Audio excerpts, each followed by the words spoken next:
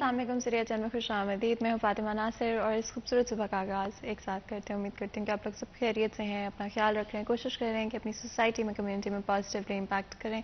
And جتنا بھی ہو سکتا ہے اگر آپ کسی کی مدد کر سکتے ہیں, کسی کے لیے کوئی چھوٹی سی اچھی چیز کر سکتے ہیں, تو ہر روز کوشش کریں کہ ایک شخص کی مدد کریں بغیر اس چیز کا سوچے کہ وہ آپ کے لیے کیا کر سکتے ہیں یا کس طرح سے آپ کو ریٹرن میں فائدہ ہوگا. اور اگر ہم سب یہ فیصلہ کر لیں تو ہم اپنی سوسائٹی کو, کمیونٹی کو کتنا امپروو کر سکتے ہیں. آگے بڑھتے ہیں. ایک دن ایک نیکی میں پروفیسر امانت رسول ہمارے ساتھ موجود ہوں گے, چلتے ہیں ان کی طرف.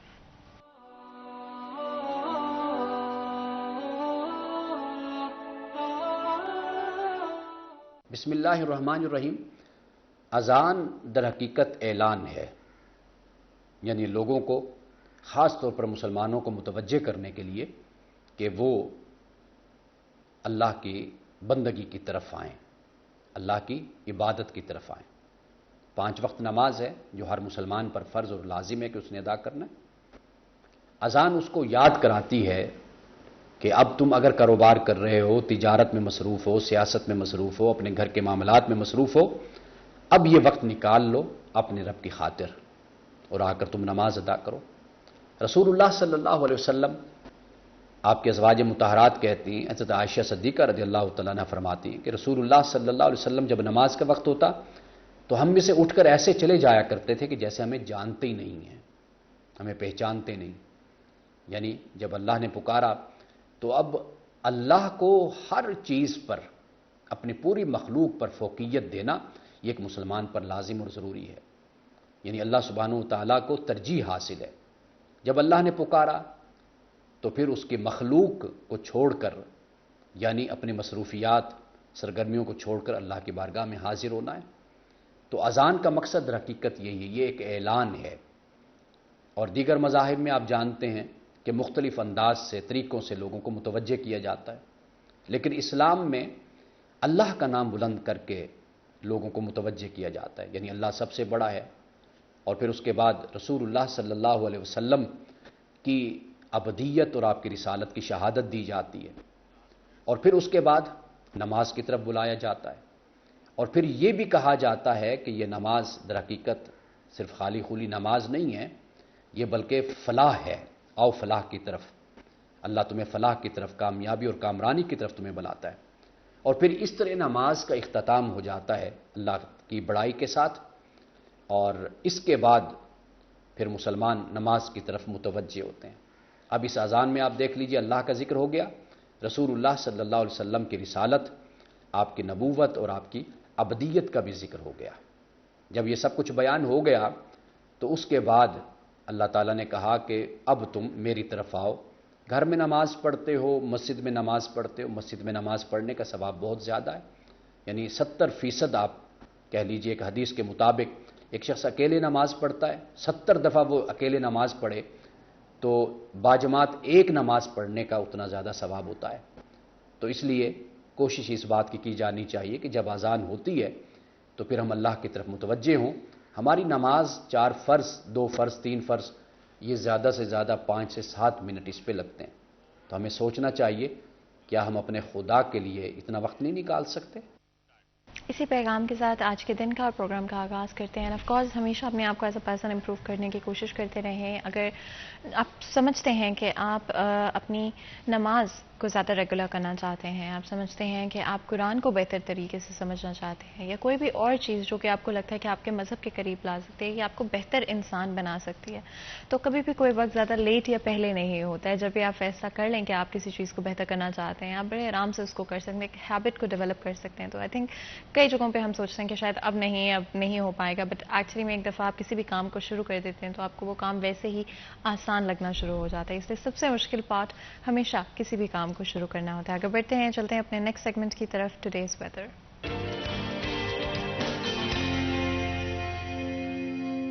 مریم رضا ہمارے ساتھ موجود ہوں گی, جانیں گے موسم کے صورتحال. جی مریم.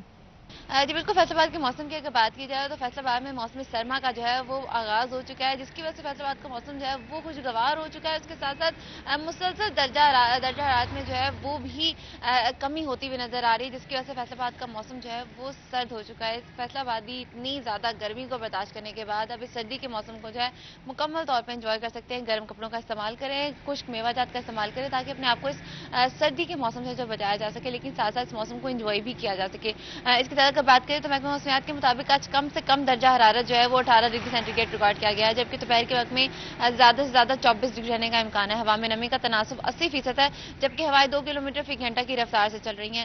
ہوائیں چلنے کی وجہ سے اس کے ساتھ ساتھ نمی میں اضافے کی وجہ سے شہر فیصل آباد کا موسم جو ہے وہ مزید خوشگوار ہو گیا ہے. محکمہ موسمیات کے مطابق آئندہ 24 گھنٹوں میں بارش کا تو کوئی امکان نہیں ہے، لیکن موسمی تبدیلیاں، بارش اور اس کے ساتھ ساتھ جو ہے فیصل آباد میں ہوائیں چلنے کا جو ذریعہ ہے وہ اسی طرح سے برقرار رہے گا. جی بہت بہت شکریہ مریم اس اپڈیٹ کے لیے. آپ لوگوں نے سنا کہ موسم کی صورتحال دن بدن بدلتے ہوئے نظر آ رہے ہیں، اینڈ آف کورس جس طرح سے فیصل آباد شہر کا موسم تبدیل ہو رہا ہے، کوشش کریں کہ اپنے آپ کو کور کر باہر نکلیں. اسپیشلی صبح کے وقت اور شام کے وقت کافی زیادہ سردی ہونے لگی ہے، تو ہمیشہ کوشش کریں کہ اپنے آپ کو کور رکھیں. اپنے ساتھ ایک نیم گرم پانی کی بوٹل کو کیری کریں تھرو آؤٹ دا ڈے، اپنے آپ کو ہائیڈریٹڈ رکھیں. آف کورس سن پروٹیکشن کا استعمال نو میٹر واٹ استعمال کرنا مت بھولیں. آئی تھنک جیسے جیسے موسم تبدیل ہوتا ہے ہم سمجھتے ہیں شاید اب ہمیں سن پروٹیکشن کی استعمال کرنے کی ضرورت نہیں ہے، but at the end of the day آپ کو سردی ہو، گرمی ہو، دن کا وقت ہو، رات کا وقت ہو، سن پروٹیکشن لازمی طور پہ استعمال کرنا چاہیے. یہ آپ ویری کر سکتے ہیں کہ کتنا اسٹرانگ آپ سن پروٹیکشن استعمال کریں، بٹ استعمال اس کو ضرور کریں، اپنی اسکن کو پروٹیکٹڈ رکھیں.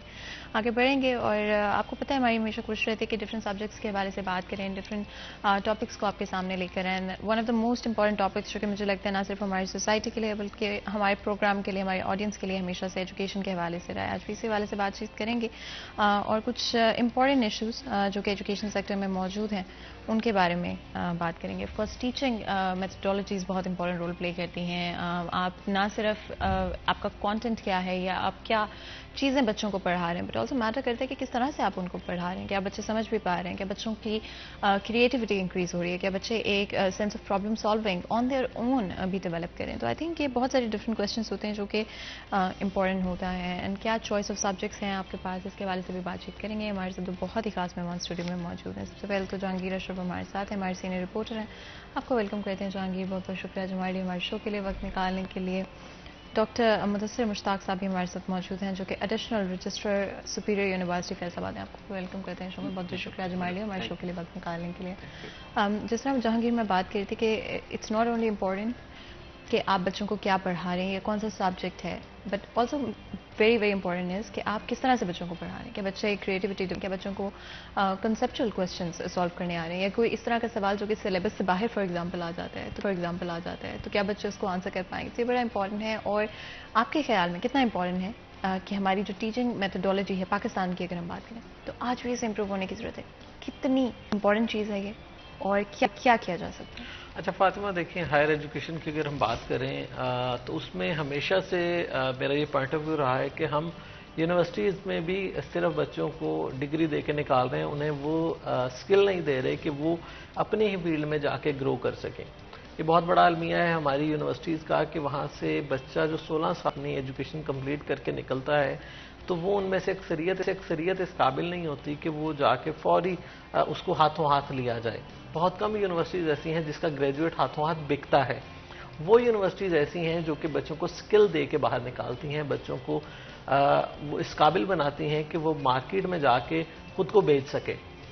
دیکھیں جب خود کو بیچنے کی بات آتی ہے تو اب جب تک آپ اپنے آپ کو مارکیٹ نہیں کریں گے، اپنے آپ کو پریزنٹ نہیں کریں گے تو کوئی آپ کو خریدے گا نہیں. کیونکہ خرید سے متعلق ہوتی کوالٹیز کہ آپ جب مارکیٹ میں کوئی چیز خریدنے جائیں تو آپ دیکھتے ہیں کوالٹی اس کی کیا ہے. 4-5 مختلف چیزیں پڑی ہوں گی تو سب سے بہتر آپ کی کوشش ہوگی کہ آپ وہ خریدیں. تو مارکیٹ جو آپ کی فیلڈ ہے، آپ کی انڈسٹری ہے، آپ کی جاب ہے، وہ دیکھتی ہے کہ سٹف سب سے اچھا کہاں سے آ رہا ہے. انٹرویو میں پتہ چلتا ہے آپ کا، صرف ڈگری کے نمبر سے نہیں پتہ چلتا. کہیں بھی جب انٹرویوز ہوتے ہیں تو آپ کی یونیورسٹیز کھل کے سامنے آ جاتی ہیں. جیسے پی پی ایس سی کے حوالے سے، سی ایس ایس کے حوالے سے گورنمنٹ اس حد تک آ چکی ہے کہ ہر بچے کو اب سی ایس ایس میں اپیئر ہونے کی اجازت نہیں. اس سے پہلے ایک ملٹیپل چوائس کویسچن پر مبنی ایک پیپر لیا گیا. اب اس میں سے جو پاس ہوگا وہی سی ایس ایس کے فل پیپر اٹیمپٹ کرے گا. اب یہ دیکھیں گورنمنٹ نے خود اپنی یونیورسٹیز پر ایک عدم اعتماد کا اظہار کیا کہ سب گریجویٹ اس قابل نہیں ہیں کہ وہ سی ایس ایس میں اپیئر ہو سکیں، کیونکہ ہر سال یہ فیکٹ اینڈ فگر آتے تھے کہ یونیورسٹی سے گریجویٹ ہونے کے باوجود آپ کے سی ایس ایس کا پی پی ایس سی کا رزلٹ 2%، 4%، 5%.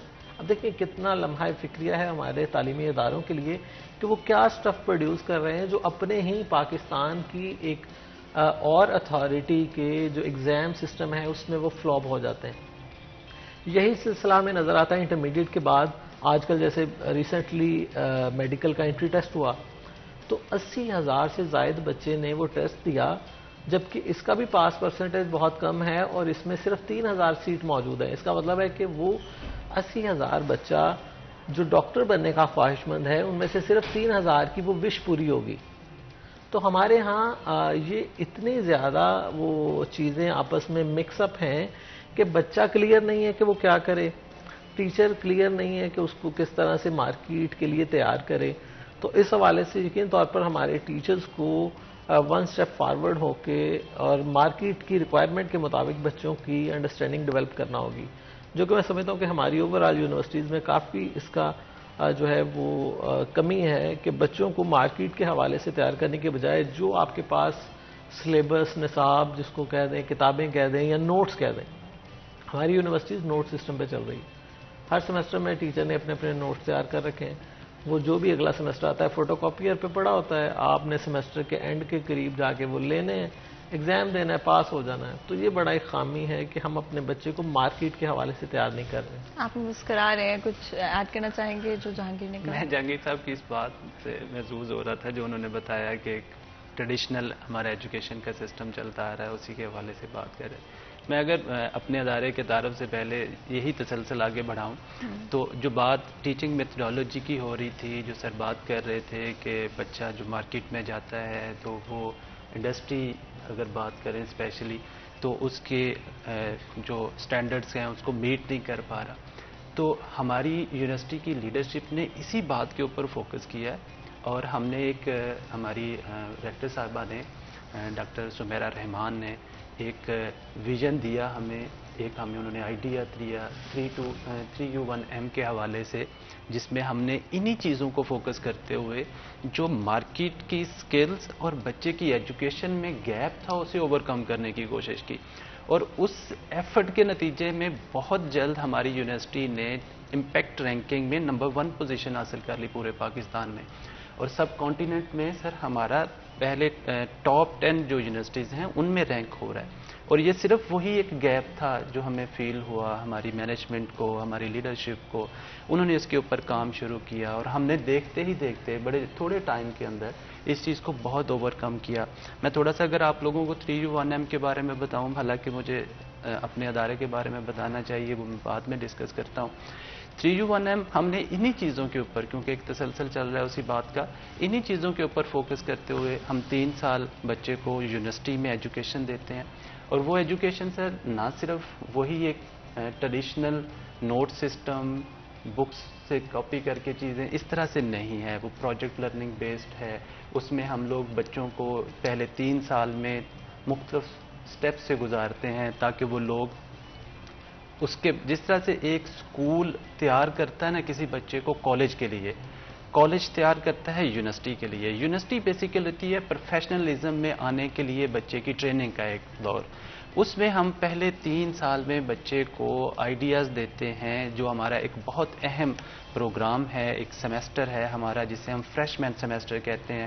اس میں ہم نے اس بچے کو سوچنے کی، سمجھنے کی، اس کی ایموشنل انٹیلیجنس کے اوپر کام کرتے ہیں کہ وہ کس طرح سے اپنے کیریئر کو لے کے چلے، کون سی ایسی چیزیں ہیں جو جس فیلڈ کو اس نے چوز کیا ہے. بیسیکلی میں سمجھتا ہوں کہ یونیورسٹیز لیول پہ آ کے کیریئر کاؤنسلنگ والا سیشن بہت کم رہ چکا ہوتا ہے، کیونکہ بچہ اپنی کیریئر، اپنے فیلڈ کو چوز کر چکا ہوتا ہے. جہاں وہ چوز کر چکا ہوتا ہے تو پھر اسی فیلڈ میں ہم اس بچے کو بتاتے ہیں کہ بیٹا آپ کون کون سی ایکٹیویٹیز اس اپنی لائف میں پرفارم کر سکتے ہیں. اس کے لیے ہم اس کو 3 سال ہیلپ کرتے ہیں. 3U کا مطلب 3 سال یونیورسٹی کا معاملہ ہے، جس میں ہم اسے یہ سکھاتے ہیں، اسے گائیڈ لائن دیتے ہیں، اس کے پھر اس کو تینوں سٹیپس میں یہ چیزیں سکھائی جاتی ہیں کہ آپ اپنے گولز کو اچیو کیسے کر سکتے ہیں. پھر ہم اس کو لاسٹ ایئر جو ہے 1 سال مارکیٹ کا اس کو مارکیٹ میں بھیجتے ہیں. مارکیٹ میں بھیجنے سے مراد یہ ہے کہ ہم اس کو پروفیشنل لائف میں بھیجتے ہیں کہ جائیں, چیزوں کو دیکھیں, سمجھیں, انہیں obtain کرنے کی کوشش کریں. ہم ان کی کلاسز آخری سال میں ویکنڈ پہ لے جاتے ہیں جہاں پہ ورکشاپ بیس ان کی کلاسز ہوتی ہیں, جہاں پہ وہ بچے اپنے مارکیٹ کے, اپنی جابس کے ایشوز ہمارے پاس لے کے آتے ہیں. ہم ان کو ہماری جو آپ ٹیچنگ میتھڈولوجی کی بات کر رہے تھے تو وہ کچھ ساری کی ساری چیزیں اسی کے گرد گھوم رہی ہوتی ہیں. ہمارے پاس اگر میں جیسے میں نے کہا کہ میں انسٹیٹیوٹ کا ضرور بعد میں ذکر کرنا چاہوں گا, ہم نے اسی نقطۂ نظر سے جو فیکلٹی ممبرز ہائر کیے ہیں اس میں سے موسٹلی جو ہیں وہ پی ایچ ڈیز ہیں, اور ان میں سے بھی میجورٹی وہ لوگ ہیں جو بہت اچھے انسٹیٹیوٹ سے پڑھ کے آئے ہیں, دنیا کے بہترین اداروں سے پڑھ کے آئے ہیں, جنہوں نے یہ چیزیں وہاں سے سیکھی. ہم چاہیں کہ ہمارے شہر کے لوگوں کو, ہمارے بچوں کو یہ چیزیں جہاں پہ سیکھنے کے لیے ملیں. تو وہ میں بات جس طرح سے کر رہا تھا کہ ہم مارکیٹ کا ہے, تو وہ بچہ جب 1 سال مارکیٹ کا ٹینیور گزار لیتا ہے اور ہماری سپرویژن میں گزار لیتا ہے, تو پھر ہم اس کو بچے کو بیسیکلی تیسرے سال میں یہ چیز چوز کرنے کو دیتے ہیں. 3 طرح کے ہمارے سٹیپس ہیں. نمبر 1 یہ ہے کہ وہ اس کے اسٹارٹ اپ پہ جائے, یا تو وہ نئے بزنس کی بات کرے گا. نمبر 2 ہے وہ اسکیل اپ پہ جائے کہ وہ آلریڈی کوئی ایگزسٹنگ بزنس ہے اس میں کچھ نیا کرنا چاہ رہا ہے.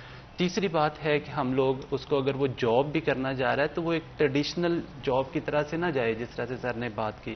ہم چاہتے ہیں کہ ہمارا اسٹوڈنٹ, اور یہ چیزیں جو میں بتا رہا ہوں یہ فیصل آباد کے لیے تو شاید نہیں ہوں گی, لیکن یہ ساری کی ساری امپلیمنٹیشن ہم لاہور میں کر چکے ہیں.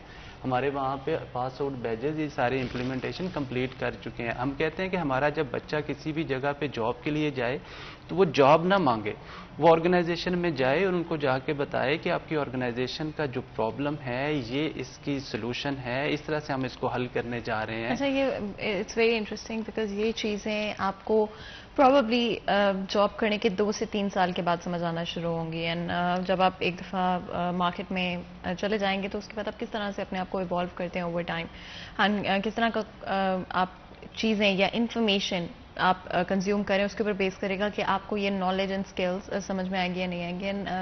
جہانگیر کی بڑی انٹرسٹنگ چیز ہے کہ یوزلی اسٹوڈنٹس سمجھتے ہیں کہ ہم جاب مانگنے جا رہے ہیں, ہم اپنی جو ایجوکیشن ہے اس کو پٹ فارورڈ کریں, بٹ ایکچولی میں اپنے آپ کو سیل کرنے کا بیسٹ طریقہ یہی ہوتا ہے کہ اگر ایک کمپنی میں کوئی پرابلم ایگزسٹ کرتی ہے تو آپ اس کا سولوشن پرووائڈ کریں. کتنا امپورٹنٹ ہے کہ ہمارے بچے جو ہیں, صرف یہ ایک ایگزامپل ہے, اس طرح کی اور بھی بہت ساری ایگزامپلس ہے کہ ہمارے بچے یہ ٹیکنیکل چیزیں سمجھ پائیں. اچھا فاطمہ, جو فیوچر کی بات ہو رہی ہے کہ مستقبل میں کون سی اسکل سب سے زیادہ امپورٹنٹ ہے, تو اس میں سب سے ٹاپ پر پرابلم سالونگ آ رہی ہے کہ آپ کی ڈگری, آپ کا سبجیکٹ وہ نہیں پوچھا جائے گا, آپ سے پوچھا جائے گا کہ اگر کوئی پرابلم آ رہی ہے تو اس کو آپ کس طرح سے ٹیکل کریں گے, کس طرح سے ہینڈل کریں گے, کس طرح سے اس کو ریزالو کریں گے. تو یہ فیوچر کی جو اسکلز ہیں اس میں سب سے اہم یہی ہے کہ آپ ڈیل کس طرح کریں گے, آپ کا بیہیو کس طرح سے ہوگا, آپ کا ایٹیچیوڈ کیا ہوگا. آپ کے مارکس سارے فیوچر میں کام نہیں آئیں گے. یہ فیوچر کی جو ایچ آر پالیسیز بن رہی ہیں اس میں آپ کی ڈگری, آپ کے مارکس وہ سارے سائڈ پہ رکھے جائیں گے. آپ کا ایکسپیرینس, ایکسپوجر اور آپ کتنے پرابلم سالونگ ہیں, آپ کتنا ٹیم ورک کر سکتے ہیں, یہ ساری چیزیں فیوچر میں آ رہی ہیں آگے. اب تمام یونیورسٹیز کو اسی پیٹرن پہ چلنا ہوگا کہ بچوں کو ان کی طرف لے کے آئیں. نمبر گیم کے پیچھے بھاگنا اب فیوچر میں ختم ہو جائے گا کیونکہ آپ کے پاس اینڈرائڈ میں ہر چیز موجود ہے.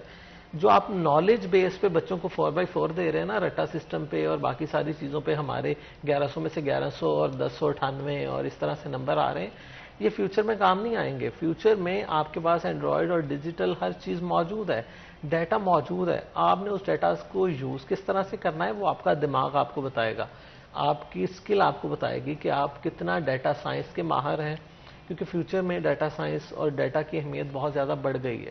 جب سے کووڈ کے بعد بالکل ہر چیز آپ ڈیٹا سے اور کیلکولیشن سے چل رہی ہیں چیزیں.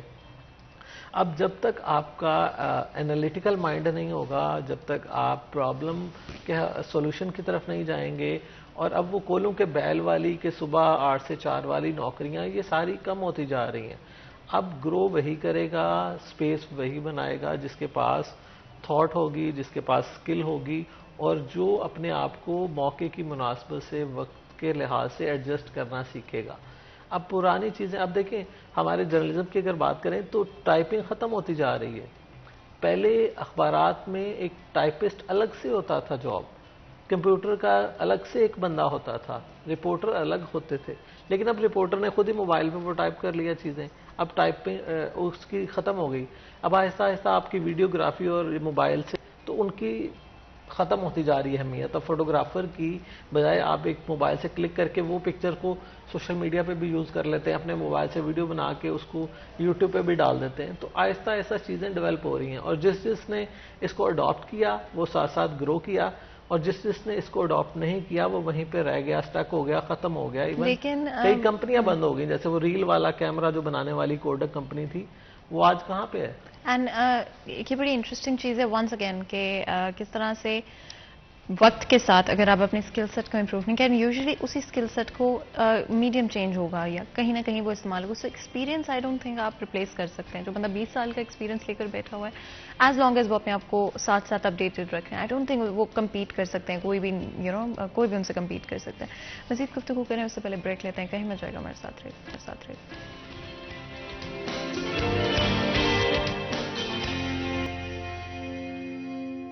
Welcome back. سیریز ٹائم میں ایک دفعہ پھر آپ کو خوش آمدید کہتے ہیں. بریک میں جانے سے پہلے گفتگو جاری تھی, بات ڈفرینٹ ایجوکیشن کے حوالے سے ایشوز کے بارے میں. And at the end of the day I do feel like کہ جتنی اپرچونیٹیز آپ کے پاس موجود ہوں اتنا آپ کے لیے بہتر ہوتا ہے. اگر ہم فیصل بشر کی بات کرتے ہیں تو یہاں پر کیا اپرچونیٹیز ہیں, اینڈ پوٹینشلی اسٹوڈنٹس جو کہ اس وقت اپنی 12th ختم کرنے والے ہیں, اس کے بعد وہ کہاں پہ جا سکتے ہیں. آف کورس یہ ڈفرینٹ روٹس ہیں, اے لیولس بھی موجود ہے, اس کے بعد آپ کے پاس میٹرک کے بعد آپ نے اگر ایف ایس سی کی ہے, آئی سی ایس کیا ہے, ڈفرینٹ جس بھی سائڈ سے آپ آ رہے ہیں, ڈیفینیٹلی آگے کیا کرنا ہے اور آگے یونیورسٹی میں آپ کے پاس کیا آپشنس ہوں گے, ان کے بارے میں بات کر لیتے ہیں. جہانگیر, اگر تھوڑی سی آپ روشنی ڈالیں, کیا آپشنس پوٹینشلی اگر فیصل آباد شہر میں رہتے ہوئے, اینڈ بہت سارے ایسے لوگ بھی ہیں جو کہ ڈفرینٹ اور ڈسٹرکٹ سے یا علاقوں سے فیصل آباد شہر کا رخ کرتے ہیں, تو یہ ضرور بتائیے گا کیا آپشنس ان کے پاس اویلیبل ہیں. اچھا فاطمہ, دیکھیں اسکول سے لے کر یونیورسٹی تک اگر جائیں تو اسٹیپ وائز ہماری اپرچونیٹیز کم ہوتی جاتی ہیں.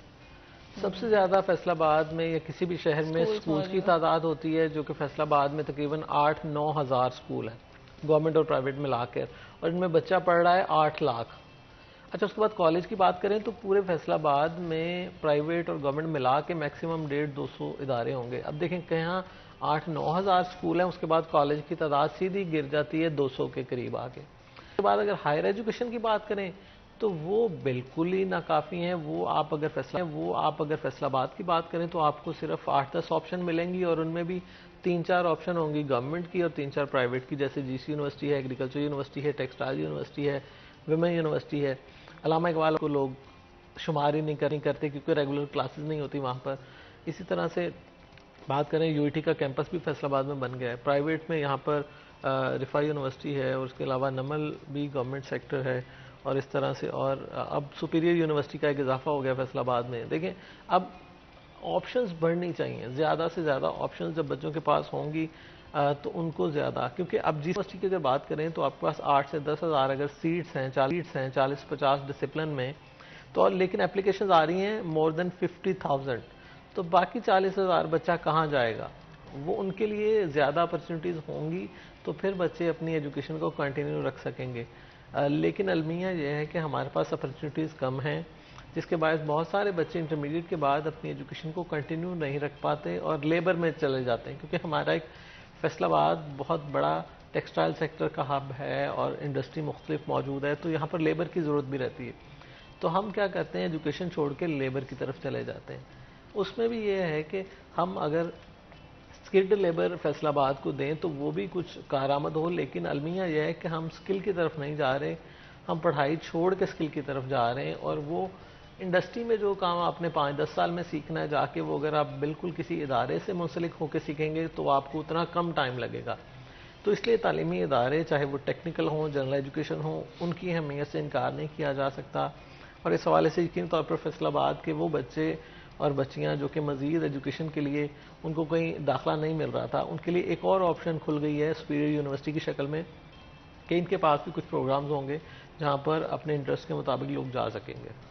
اینڈ سبجیکٹس کے بارے میں بھی بات کر لیتے ہیں. I think one of the most important decisions جو آپ ایز اے اسٹوڈنٹ لیں گے, I think and I do think یہ بڑا جلدی آپ کو لینا پڑ جاتا ہے, بیکاز آپ جس طرح سے آگے بڑھتے جاتے ہیں آپ کو اور زیادہ کار آؤٹ کرنے پڑتے ہیں اپنے options, and at some point ہو سکتا ہے کہ وہ ڈیسیجن صحیح ہو, یہ بھی ہو سکتا ہے کہ وہ ڈیسیجن نہ صحیح ہو تو it does come down to that. ایک بڑا امپورٹنٹ ڈیسیجن ہے. سبجیکٹس کے حوالے سے ضرور بتائیے گا, ایک تو کہ کون سے سبجیکٹس آج کل بچے لیتے ہیں زیادہ, اور یہ بھی ضرور بتائیے گا کہ کس طرح سے آپ میک شور کر سکتے ہیں کہ بچے اویئر ہوں کہ وہ کیا سبجیکٹ چوز کریں. دیکھیں فاطمہ, اگر ہم بات کریں نا ہمارے سپیریئر گروپ کے حوالے سے, جس طرح سے جہانگیر صاحب بات کر رہے تھے, ہمارا گروپ تقریباً پچھلے 16 سال سے فیصل آباد میں اپنی سروسز پرفارم کر رہا ہے, جس میں ہم لوگ اسکول سے لے کے کالج تک کی ساری ایجوکیشن ہم لوگ آلریڈی ہم سرو کر رہے تھے. اس میں اگر میں اسپیشلی نام لینا چاہوں تو ہمارے ریجنل ڈائریکٹر چوری یوسف صاحب نے اس کے لیے ہمارے ساتھ بہت ایفرٹ کی. وہ ڈے 1 سے اس گروپ کو لے کے چل رہے ہیں اور ان کی بہت ساری کوششیں اس میں شامل ہیں. پھر انہی کے فردر اگر ہم بات کریں میرے لیڈرشپ کے بہاف کے اوپر, ان کی بڑی ایفرٹ تھی یونیورسٹی کے اوپننگ کے پوائنٹ آف ویو سے. تو ہم اس وقت میرا خیال ہے کہ ہم واحد ایک گروپ ہیں پورے فیصل آباد میں جو ایک ریکوگنائزڈ انسٹیٹیوشن کا ایک ہب رکھتا ہے, اور ہم اسکول لیول سے لے کے یونیورسٹی لیول تک کی ساری ایجوکیشن کو ٹیکل کر رہے ہیں. اچھا, جس طرح سے آپ نے بات کی کہ کون سے ایریاز ہیں جن کا فلاح یہاں پہ گیپ موجود ہے بچوں کے ایڈمیشن کے حوالے سے, تو دیکھیں چند ایک سبجیکٹس ہیں جس کو ہم بزنس ایڈمنسٹریشن کی بات کریں, سی ایس کی بات کریں, بیسک سائنسز کی بات کریں. بیسک سائنسز میں اگر ہم لوگ فزکس, میتھ اور biotechnology, biochemistry, zoology, botany, ان سارے سبجیکٹس کی بات کریں تو اس کی ایک بہت بڑی تعداد خواہش مند اسٹوڈنٹس ہیں جو چند ایک لمیٹڈ سیٹس کے بعد ان لوگوں کے پاس کوئی آپشن نہیں بچتی. فردر اگر بہت بڑی فیلڈ, ابھی جس طرح سے سر نے ذکر کیا تھوڑے دن پہلے کل یا پرسوں ایک ایم ڈی کیٹ کا ٹیسٹ ہوا, بہت بڑی تعداد نے وہ ٹیسٹ دیا, سیٹس بہت کم ہیں, بچے بہت کم اپیئر اس کو پاس آؤٹ کر پائیں گے, بہت کم لوگوں کو سیٹس ملیں گی.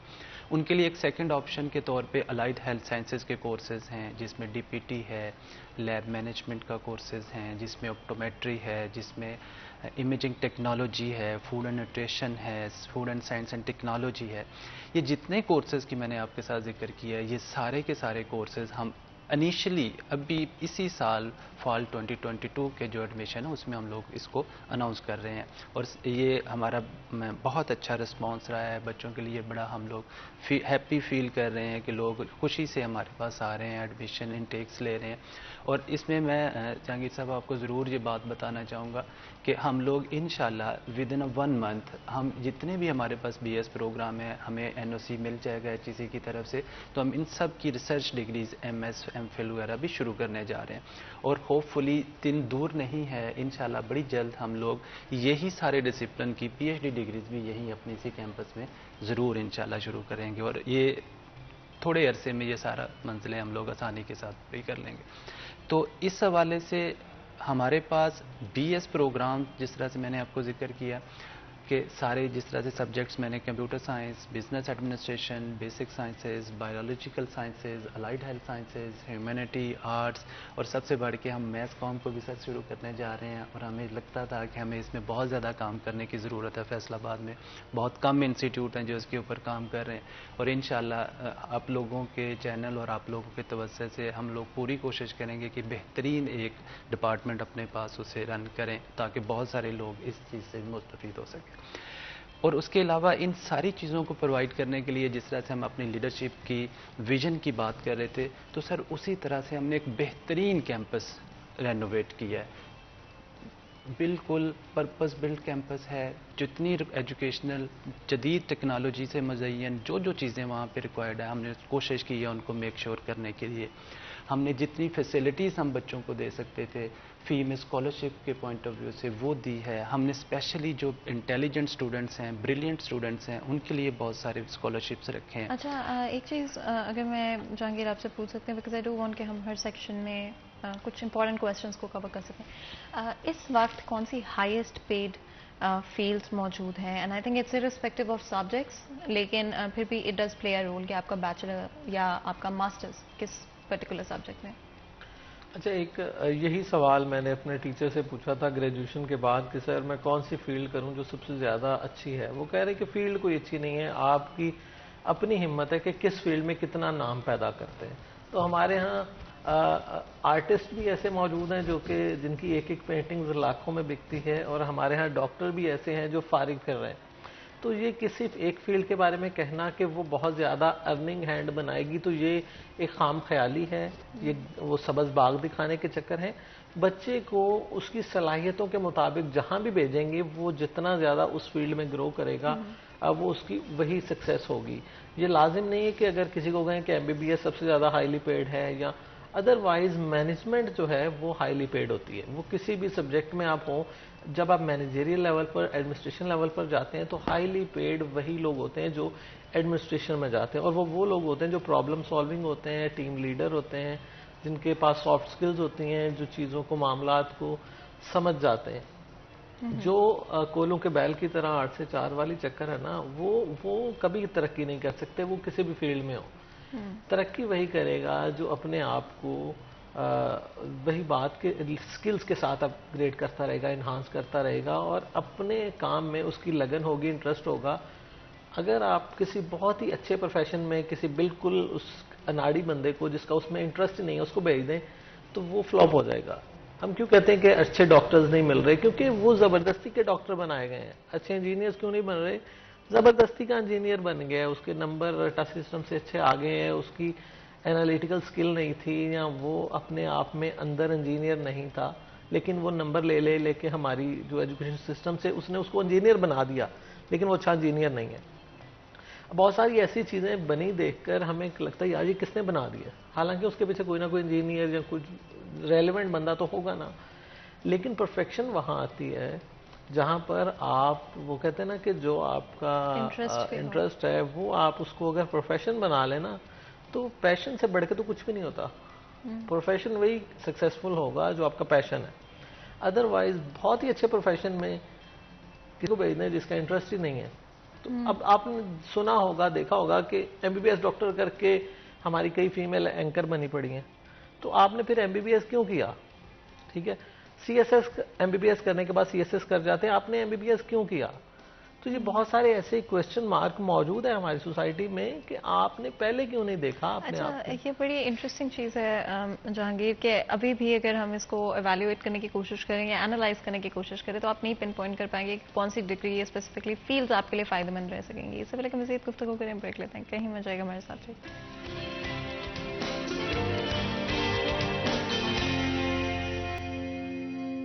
ویلکم بیک سے 10 میں ایک دفعہ پھر آپ کو خوش آمدید کہتے ہیں. بریک میں جانے سے پہلے گفتگو جاری تھی، ڈفرینٹ ایسپیکٹس کو ہم نے کور کرنے کی کوشش کی، ڈفرینٹ چیزوں کے بارے میں بات کرنے کی کوشش کی.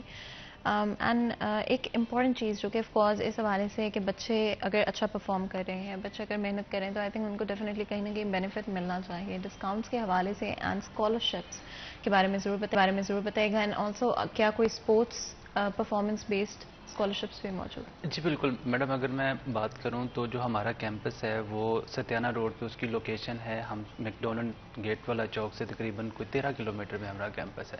اس کا شہر سے تھوڑا ڈسٹینس زیادہ ہونے کی صرف بیسک یہ ریزن ہے کہ ہم نے وہاں پہ ایک پرپز بلڈ جس میں گراؤنڈس موجود ہیں، جس میں ساری ایون یہ ڈسٹینس کو اوور کم کرنے کے لیے ہم نے سب سے پہلے ہم نے اپنے لوگوں کے لیے ایک ٹرانسپورٹ کی فیسلٹی رکھی ہے تاکہ بچے، فیکلٹی ممبرز جو لوگ بھی ہیں وہ ایک ہیلدی اچھے انوائرمنٹ میں بہترین اور بڑے اچھے کیمپس میں پہنچنے کے لیے ان کو آسانی پیدا ہو.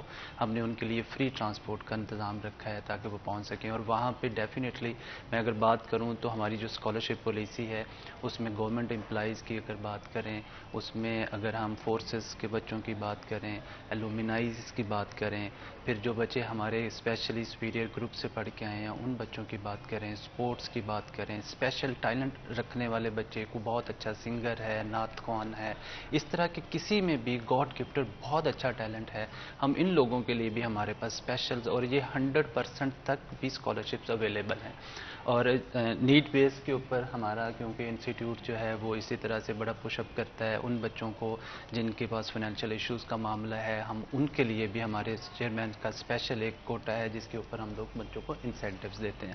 اور اسی طرح سے میں اگر بات کروں میڈم تو سارے لوگ ٹیلنٹڈ لوگوں کی تو بات کرتے ہیں، ان کے اوپر فوکس بھی کرتے ہیں.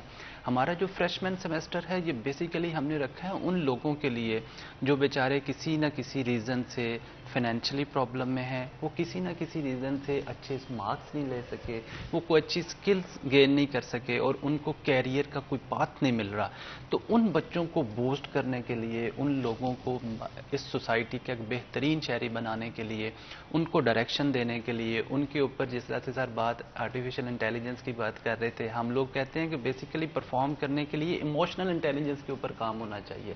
ہم لوگوں کو بوسٹ کریں تاکہ ان کے سامنے گولز موجود ہوں.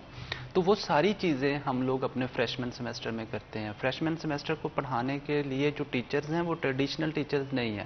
ہم پورے پنجاب سے, فیصل آباد سے اور پورے پاکستان سے جہاں سے ہمیں ضرورت محسوس ہوتی ہے ہم ٹرینرز کو بلاتے ہیں, اور ہم پورا ایک سیمسٹر ان بچوں کی کیریئر کاؤنسلنگ کرتے ہیں, ان کی پرسنالٹی ڈیولپمنٹ پہ بات کرتے ہیں, ان کے کیریئر کو ان کو کس طرح سے لے کے چلنا ہے, اس کے لیے جہاں سے ہمیں ٹرینرز چاہیے ہم لاتے ہیں, اور پھر ان کو ان کے ساتھ ان کے ایک بات دیتے ہیں کہ بیٹا آپ لوگ کس طرح سے کم مارکس بھی اگر خدا نخواستہ ہیں, فائنینشلی آپ سپورٹ نہیں کر پا رہے آپ لوگوں کو کوئی, تو ہم آپ لوگوں کے ساتھ ہیں, ہم آپ کو اس سوسائٹی کا ایک بہترین شہری بنائیں گے. اینڈ آئی ڈو تھنک یہ بہت اچھی بات ہے, بہت پازیٹیو بات ہے. جہانگیر, اندر کوشچن, بچے گریجویٹ تو ہو رہے ہیں بٹ ہمارے پاس, اینڈ یہ ریسنٹلی بلکہ میں نے کہیں پر پڑھا کانسیپٹ, آئی ڈڈ تھنک, مجھے نہیں لگتا پہلے میں نے ایٹ لیسٹ اس کے بارے میں سوچا تھا, بٹ بڑا امپورٹنٹ فیکٹر جابس کے حوالے سے ہے. ایون تو پاکستان میں جابس موجود ہیں, یہ نہیں ہے کہ نہیں موجود. اگر آپ کی اچھی ایجوکیشن ہے, آپ کے پاس اچھے کوالیفیکیشنز ہیں, تو ڈیفینیٹلی آپ جاب مارکیٹ میں آپ کے پاس ایک اپر ہینڈ ہوگا. بٹ اگر ہم ٹوٹل اپنی پاپولیشن کو دیکھتے ہیں, نمبر آف اسٹوڈنٹس کو دیکھتے ہیں جو اس وقت گریجویٹ کرنے کے لیے تیار ہیں, آلریڈی آپ کے پاس ایک ہیوج نمبر آف جاب لیس یا ان امپلائڈ گریجویٹس موجود ہیں. کس طرح سے ٹیکل کیا جائے گا یہ issue, especially in the future جہاں پر بچے اپنی ڈگریز پر لاکھوں روپے لگا کر یونیورسٹی سے گریجویٹ کر رہے ہیں اور ہمارے پاس آگے کوئی جابس موجود نہیں ہیں؟ اچھا فاطمہ, سب سے بڑی ریزن یہی ہے کہ لوگ انٹرپرینورشپ کی طرف جا رہے ہیں. یونیورسٹیز ایون انٹرپرینورشپ کلچر کو پروموٹ کر رہی ہیں. آئی بی اے جو ہے وہ اسپیشلی مختلف یونیورسٹیز کے ساتھ مل کر بچوں کو ٹرین کر رہا ہے, اپنی فیمیل اسٹوڈنٹ کو امپاور کیا جا رہا ہے کہ وہ اپنے اپنے چھوٹے چھوٹے کوئی اسٹارٹ اپس کریں. اس حوالے سے بہت زیادہ اپرچونیٹیز آ رہی ہیں کہ جاب نہ بھی ہو تو آپ اپنا اسٹارٹ اپ کی طرف جائیں. بہت زیادہ جو اسمال فائنانسرز موجود ہیں, ہم آپ کو لون دے دیتے ہیں, انٹرسٹ فری دیتے ہیں. اخوت بہت زیادہ کام کر رہا ہے کہ آپ اسٹوڈنٹ اگر آپ نے ٹیکنیکل ایجوکیشن سے ایون کیا ہے تو ان کو وہ 50,000 1 لاکھ تک کوئی چھوٹا موٹا سیٹ اپ شروع کرنے کے لیے, جیسے لوگ بچیاں جو ہیں وہ اسٹچنگ کر لیتی ہیں, بوتیک کا کر لیتی ہیں, اس کے علاوہ بیوٹیشین کا کر لیتی ہیں. تو یونیورسٹیز کی بھی یہی پیٹرن چل رہا ہے کہ یونیورسٹیز میں یہ آہستہ آہستہ کلچر آ رہا ہے کہ آپ نوکری کی بجائے کوئی اسٹارٹ اپ کی طرف جائیں, کوئی اپنا آئیڈیا لے کر آئیں.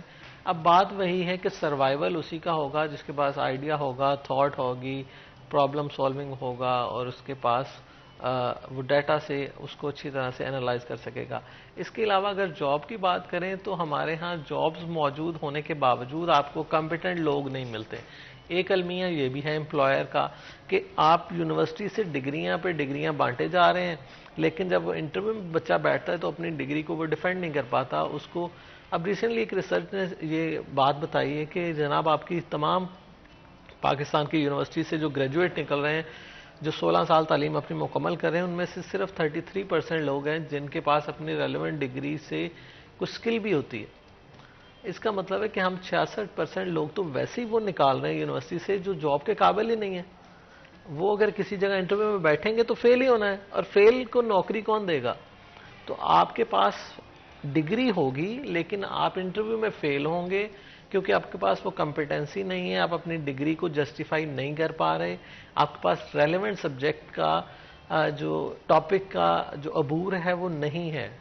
ماسٹرز کا مطلب ہے کہ آپ کے پاس گرپ تو ہونا اس سبجیکٹ میں. اسکل سم تھنگ ڈفرینٹ ہے, انفارمیشن اور نالج اس کا ڈفرینٹ ہے. لوگوں کے پاس نالج بھی نہیں ہوتا اس سبجیکٹ کا, المیہ یہ ہے. اینڈ ایک چیز جس پہ میں چاہوں گی اگر آپ کامنٹ کریں, ریٹرن آن انویسٹمنٹ بہت ضروری ہوتی ہے آج کے وقت میں. ٹیویشن کو اگر ہم کمپیئر کریں ورسز جو اسٹارٹنگ سیلریز, کسی بھی آپ سبجیکٹ کی ایگزامپل لے سکتے ہیں اس کو آنسر کرنے کے لیے, کیا وہ گڈ انف ہے؟ میں اگر سر کی ہی بات کا تسلسل رکھوں نا تو میں جہانگیر صاحب یہ میک شور کرتا ہوں کہ ہمارا سلوگن ہے کہ ہمارے ہاں سے پڑھا ہوا بچہ نہ صرف بزنس ہے, کیونکہ انٹرپرینور کی جب بات ہوتی ہے تو یوزلی وہ ڈسکس کیا جاتا ہے کہ شاید یہ بزنس کے سب اسٹوڈنٹس کے لیے یہ بات ہو رہی ہے. ہماری یونیورسٹی سے ہم میک شور کرتے ہیں اس بات کو کہ کسی بھی فیلڈ سے کوئی بھی بچہ پاس آؤٹ ہوتا ہے تو یہ گارنٹی ہے کہ وہ بے روزگار نہیں ہوگا, اس سے جاب کا ایشو نہیں ہوگا, وہ سٹارٹ اپ پہ جائے گا, اسکیل اپ پہ جائے گا, یا چاہے وہ ڈیزائن مینجمنٹ کے اوپر جائے گا, وہ بے روزگار نہیں ہوگا. اس بات کی ہم ایڈمیشن کے ٹائم شیورٹی دیتے ہیں. تو اس حوالے سے انشاءاللہ ہم لوگ جو بھی ابھی, کیونکہ اچھا یہ نہ صرف دعوے ہیں, بیسیکلی کیونکہ فیصل آباد میں ہم انیشیلی ان چیزوں کو لے کے چل رہے ہیں تو اس وجہ سے یہ ابھی ہم فیوچر کی باتیں بتائیں گے, بٹ ہمارا جو لاہور کیمپس ہے اس میں ہمارے پاس یہ سارے اسٹیٹکس موجود ہیں کہ ہمارے پاس سے پاس آؤٹ ہونے والے بچوں نے کتنے بزنسز رن کیے, اس کی کتنی ویلیو تھی اور کتنی جابز انہوں نے کریٹ کی. نہ صرف ان کو جاب کی ضرورت ہوئی, انہوں نے جابز کریٹ کی اور لوگوں کو جابز دی. تو دوسری بات جو آپ میڈم بات کر رہے تھے سیلری پے پیکیجز اور ان چیزوں کے حوالے سے, بیسیکلی جس طرح سے جہانگیر صاحب بھی ڈسکس کر رہے تھے, میٹر نہیں کرتی پوزیشن, میٹر کرتی ہے پرفارمنس, کہ جو پرسن پاس آؤٹ ہو کے جا رہا ہے وہ کتنا پرفارم کر سکتا ہے, اس کے پاس کتنی سکلز ہیں, وہ کتنا بینیفٹ دے رہا ہے آرگنائزیشن کو, اپنے بزنس کو کتنا گروتھ دے رہا ہے, تو وہ کتنا ارن کر پاتا ہے. تو ہم نے نہ صرف بزنس کے لیے, ہم نے جتنی بھی فیلڈز ہیں, چاہے وہ میڈیکل کی فیلڈ ہو, چاہے وہ سائنسز کی فیلڈ ہو, کمپیوٹر سائنسز کی فیلڈ ہو, سب بچوں کو انٹرپرینیور سکھائیں گے. اور انشاءاللہ ہم پوری امید کرتے ہیں, دعا گو بھی ہیں, اور انشاءاللہ ایک ٹائم آئے گا کہ ہم لوگ یہاں پہ ثابت کریں گے کہ ہمارے انسٹیٹیوٹ سے پڑھنے والے بچے بے روزگار نہیں ہوں گے, ہیلپنگ ہینڈ ہوں گے اس اکانومی کے لیے, اور اس اکانومی میں اپنی کنٹریبیوشن دیں گے, نہ صرف اپنی ذات کے لیے بلکہ اس اکانومی میں بھی دیں گے. جس طرح سے ہمارا انڈسٹریل سٹی ہے, یہاں پہ بہت اپرچونٹی ہے. یہاں پہ جس طرح سے آپ نے اسمال بزنس کی بات کی, اسمال بزنس سے لے کے کارپوریٹ تک لے جانے کے لیے ہم سارے کے سارے جو پوائنٹس ہیں وہ 4 سال میں انشاءاللہ بچوں کو سکھا کے اس سٹی کے لیے ایک اچھا جو اسکلفل ورکر ہے وہ انشاءاللہ پروڈیوس کریں گے. جہانگیر, اپنی ڈسکشن کو آگے بڑھاتے ہوئے, جس طرح میں بات کی تھی ریٹرن آن انویسٹمنٹ کی, کیا ایک ٹریڈیشنل ڈگری روٹ آپ کے خیال میں آج اتنی ہی امپورٹنٹ ہے جتنی کہ آج سے 10 سال یا 15 سال پہلے ہوتی تھی؟ بہت زیادہ ڈفرینس آ رہا ہے فیوچر میں, اور وہ چیزیں ختم ہو رہی ہیں جو بالکل ہم ایک ہی ڈگر پہ چل رہے تھے نا, کہ آپ نے وہی جو میں ہمیشہ جس کو اپوز کرتا ہوں کہ ہر بچہ ایف ایس سی نہیں والا نہیں ہوتا. تو ہمیں ہر بچے کو ایک سمت میں نہیں, جیسے آپ نے پہلے پوچھا کون سی ڈگری کون سا پروفیشن, کوئی ایک پروفیشن نہیں ہے آپ کا سکسیس سٹوری, ہر پروفیشن ایک سکسیس سٹوری ہے. آپ اپنے آپ کو پہچانیں اور اپنے انٹرسٹ کے مطابق چوز کریں. جب آپ چوز کرتے وقت تھوڑا سا احتیاط برتیں گے تو سکسیس آپ کو ضرور ملے گی. لیکن اندھا دھند ایک سمت میں چلنے والے جو لوگ ہیں نا, بھیڑ کو کبھی کامیابی نہیں ملتی کہ جب آپ سارے ہی ایک جگہ پہ چلے جائیں. اب دیکھیں, ایک دور تھا آئی کام اتنے بچوں نے کر لیا کہ اس کے بعد اب آئی کام کرتا ہی کوئی نہیں ہے. آئی سی ایس میں لوگوں کی باغ دوڑ لگی, اب کوئی کرتا ہی نہیں ہے. ایف ایس سی سدا بہار ہے کیونکہ ہر بچے کو ڈاکٹر بننا ہے, ہر بچے کو انجینئر بننا ہے, اور بچے کو نہیں, وہ اس کے پیرنٹ کی خواہش ہوتی ہے. تو جب تک ہم اپنی خواہشات اپنے بچوں پر تھوپنا بند نہیں کریں گے نا, تب تک ہماری چینج نہیں آئے گی. اور یہ چینج نظر آ رہی ہے آج کے دور میں, کیونکہ ہم کہہ رہے ہیں کہ جنریشن گیپ, تو گیپ اب بہت بڑھ چکا ہے. اب بچوں نے اپنی مرضی کرنی ہے اور فیوچر انشاءاللہ بہتر ہوگا, میں سمجھتا ہوں. کیونکہ اگر بچہ اپنی مرضی کرے گا نا تو وہ اس میں زیادہ گرو کرے گا. غلطیاں بھی کرے گا تو کرنے دیں, لیکن وہ غلطیوں سے سیکھ کر, سکسیس غلطیوں کے بعد ہی آتی ہے, ایکسپیرینس کے بعد آتی ہے, ایکسپیریمنٹس کے بعد آتی ہے. اینڈ آئی تھنک یہ آپ کی ڈیولپمنٹ کا ایک بڑا امپورٹنٹ حصہ ہوتا ہے, رائٹ. اگر آپ ایک بچے کو, and that's what every parent wants, right, آپ یہی چاہتے ہو کہ کبھی کوئی مسئلہ ہی نہ ہو آپ کے بچے کو. تو I think it's not coming from a bad place. لیکن ہاں, آپ کے بچے کی بہت امپورٹنٹ ہے کہ وہ سرٹن ڈیسیژنس اسپیشلی اپنی ایجوکیشن کو لے کے, اپنے کریئر کو لے کر خود لیں. اینڈ اٹ ڈزنٹ مین کہ وہ سارا آسان ہوگا یا اس میں کہیں پہ غلطیاں نہیں ہوں گی. ہر جگہ پہ غلطیاں ہوتی ہیں, ہر کسی سے غلطیاں ہوتی ہیں. And I think it's a process of کہ آپ سیکھیں اپنی غلطیوں سے, ایز لانگ ایز آپ اپنے بچے کو یہ اسکل سکھا دیتے ہیں نا کہ وہ اپنی غلطیوں پر بیٹھ نہیں جاتے, ڈپریس نہیں ہو جاتے کہ بھائی بس غلطی ہوگی, بلکہ اس غلطی سے سیکھتے ہیں, اگلی دفعہ اور بہتر اپنے آپ کو کر کے آگے بڑھتے ہیں. آئی تھنک یہ سب سے زیادہ امپورٹنٹ ہوتا ہے. آپ دونوں کا بہت بہت شکریہ آج ہمارے لیے ہمارے شو کے لیے وقت نکالنے کے لیے. یہاں پر ایک چھوٹا سا بریک لیں گے, کہیں مت جائے گا, ہمارے ساتھ رہیے.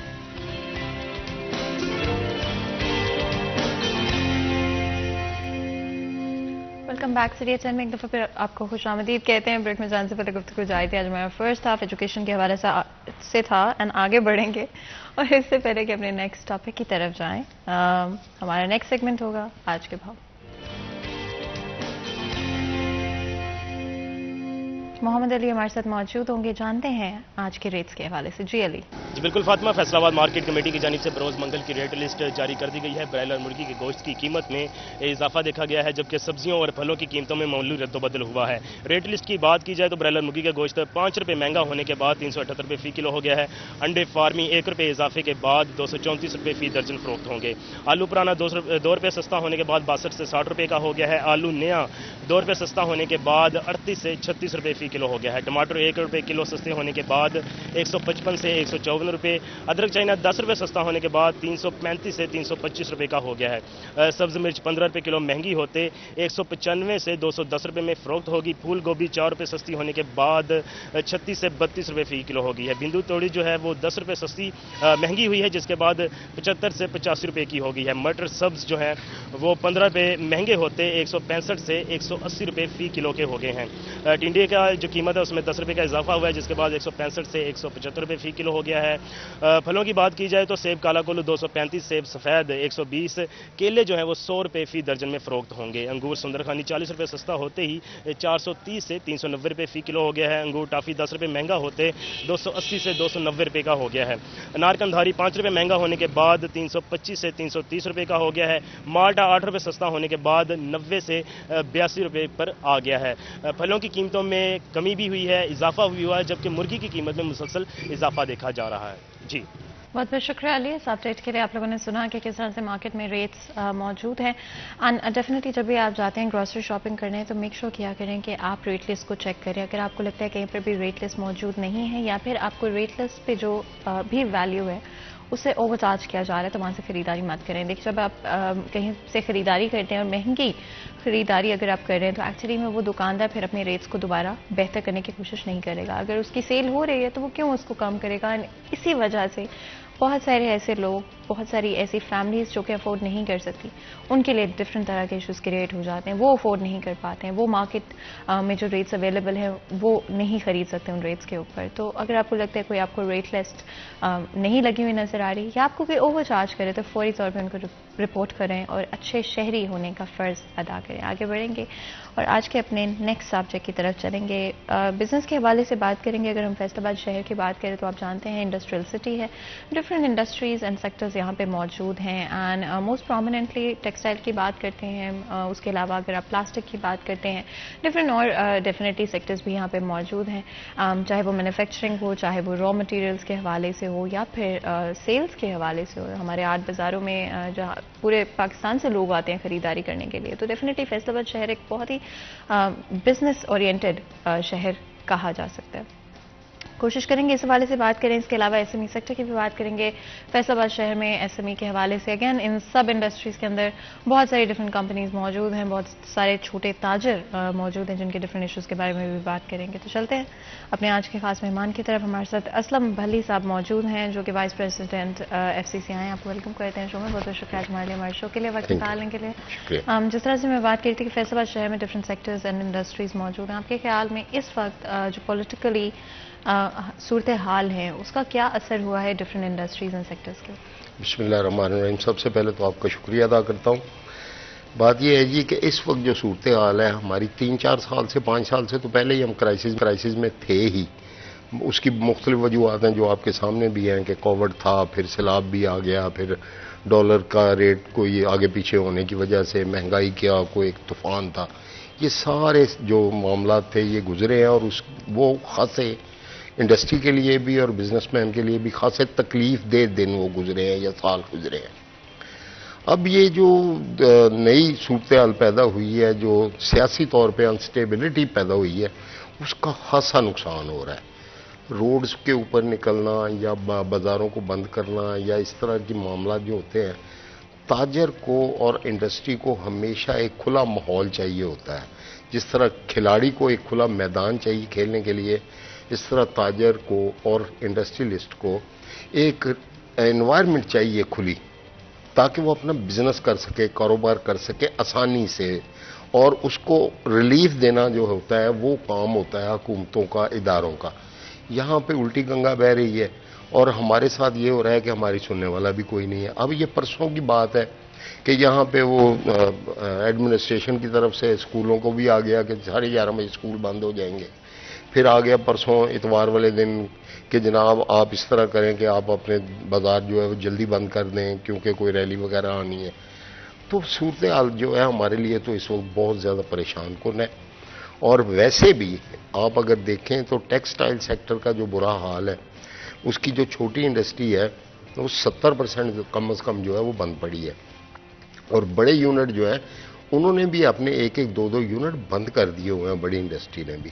کیوں؟ اس کی وجہ یہی ہے کہ جو ہماری صورتحال اس وقت بنی ہوئی ہے کاروباری طور پہ ناموافق حالات ہیں ہمارے. اور اگر انڈسٹری نہیں چلتی تو پھر ہمارے بازار نہیں چلتے، کیونکہ انڈسٹری مال بناتی ہے تو ہماری دکانوں پہ آتا ہے اور ہم دکاندار وہ مال بیچتے ہیں. مال جب بیچتے ہیں تو پھر گاہک آتا ہے. تو اگر انڈسٹری نہیں چلے گی تو دکان بھی نہیں چلے گی، اور دکان نہیں چلے گی تو ملک نہیں چلے گا.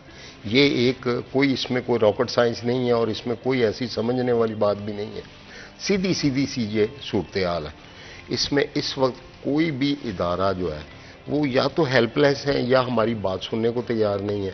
اوپر سے اس وقت جو سب سے بڑی اور بھی رکاوٹ ہے کہ ایک تو ہماری کاسٹ آف پروڈکشن جو ہے نا وہ بہت زیادہ بڑھ گئی.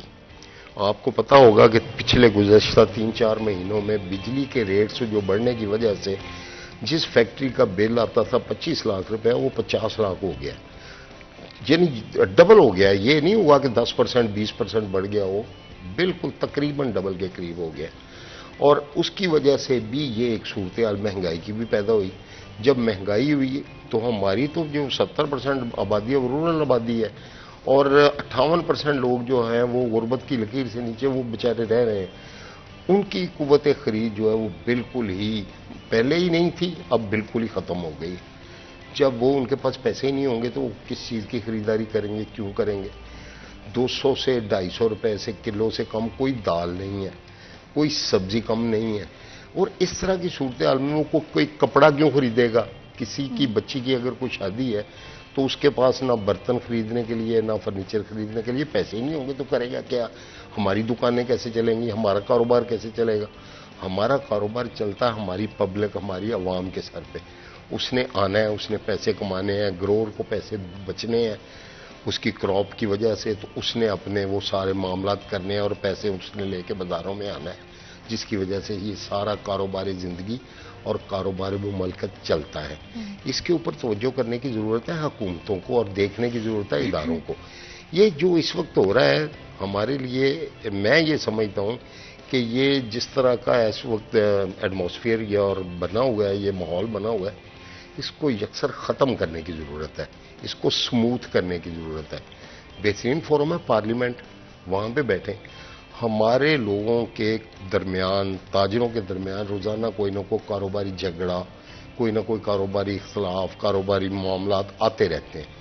ہمارے پاس، ہماری ایسوسی ایشنوں کے پاس ایسے وہ ہم نے مصالحتی کمیٹیاں بنائی ہوئی ہیں جو ان دونوں فریقین کو بٹھا کے تو ان کے معاملات سیٹل کروا دیتی ہیں. ہم نے کبھی اپنے بندے کو تھانے تک نہیں جانے دیا، کچہری نہیں جانے دیا لین دین کے معاملات میں. ویسے کوئی لڑائی جھگڑا ہو تو وہ تو ایک علیحدہ بات ہے. ہم اگر بیٹھ کے اس چھوٹے لیول پہ ان چیزوں کو سیٹل کر سکتے ہیں، طے کر سکتے ہیں، پورے ملک کی میں بات کر رہا ہوں، فیصل آباد کی اکیلے نہیں، ہر شہر میں اس طرح کے معاملات سیٹل کرنے کے لیے تاجروں کے پاس یہ ہے، تو کیوں نہیں ہماری حکومتیں جو ہیں وہ اس معاملات کو بیٹھ کے سیٹل کرتی، عوام کو ریلیف دیتی، عوام کے لیے ماحول کو ٹھیک کرتی، سڑکوں پہ آنے کی ضرورت نہ پڑے، اور اگر کوئی آتا بھی ہے تو بیٹھ کے ان معاملات کو طے کرنا چاہیے. آئی تھنک آپ میرے سے ایگری کریں گے اکنامک ڈسٹریس ایک بہت بڑا ریزن ہوتا ہے عوام کی پریشانی کا، اینڈ اوور آل ملک کے مورال یا موڈ کا. آف کورس اگر آپ فائنینشلی اسٹرگل کر رہے ہیں جو کہ آج کے وقت میں आई थिंक मोस्ट पीपल, मैं परसेंटेज नहीं दूंगी बट मोस्ट पीपल स्ट्रगल कर रहे हैं. अगर आप किसी भी डिफरेंट क्लास से बिलोंग करते हैं तो आप स्ट्रगल ज़रूर कर रहे हैं. जिस तरह से हमारी इन्फ्लेशन इंक्रीज़ हुई है, जॉब अपॉर्चुनिटीज़ डिक्रीज़ हो गई हैं. फैसलाबाद शहर की बात करें 70% तक जो इंडस्ट्रीज़ हैं वो बंद पड़ी हुई हैं या फिर पार्शली बंद हैं, ऑपरेट नहीं कर रही.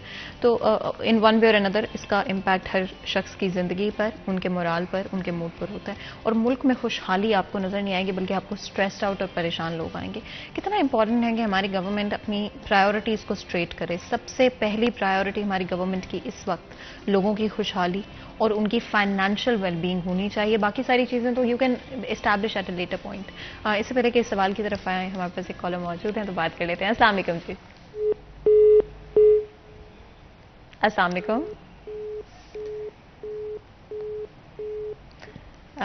कॉल ड्रॉप हो गई है, तो अगर आप चाहें तो इसी नंबर पर कॉल कर सकते हैं दोबारा और हमारे प्रोग्राम का हिस्सा बन सकते हैं. जो सवाल मैंने पूछा था अगर आप उस पर कमेंट करना चाहें. हाँ, ये बात बिल्कुल आपकी दुरुस्त है कि पहली प्रायोरिटी तो यही होनी चाहिए.